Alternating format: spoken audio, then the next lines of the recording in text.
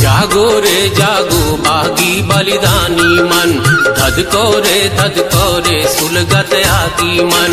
जागो रे जागो बागी बलिदानी मन, धधको रे सुलगत आगी मन। महाकाल भैरव लखनी महामाया दुर्गा काली मन। जागो रे जागो बागी बलिदानी मन, धधको रे सुलगत आगी मन। जागो रे जागो बागी बलिदानी मन।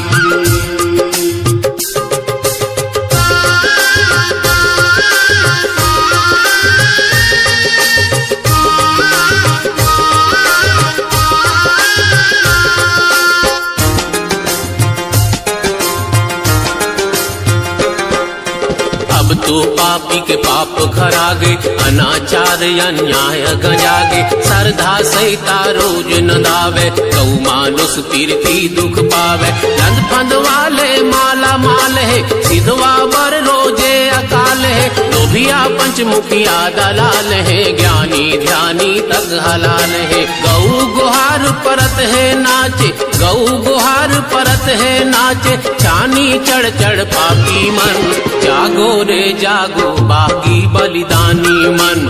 जागो रे जागो बागी बलिदानी मन, धधको रे सुलगत आगी मन। जागो रे जागो बागी बलिदानी मन।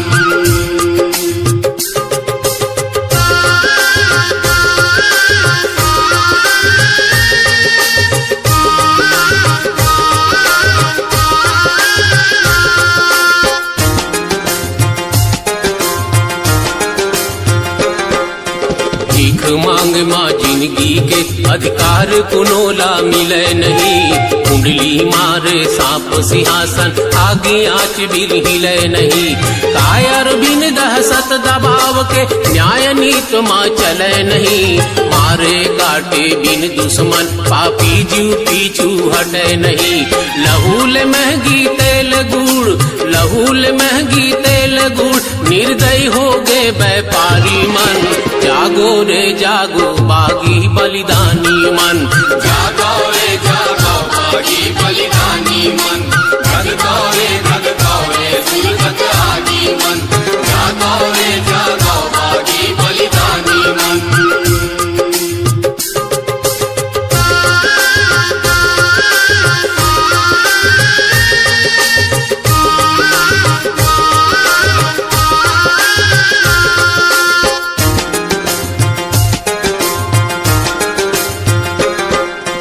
मुर्दा जागो मरद बनो रे, छाती माथ माँ गरव भरो रे। धरती माई रोवत कलपत है, जन्म भूमि के भार हरो रे। पापी बड़ जिन धर्म कहाँ है, अब मानुष के कर्म कहाँ है। मन के खड़े बेचावे मेला, झूठ मूठ जिंदगी के खेला। देश धर्म पुरखा पीढ़ी बर, देश धर्म पुरखा पीढ़ी बर। मरो खपो जीवदानी मन, जागो रे जागो बागी बलिदानी मन।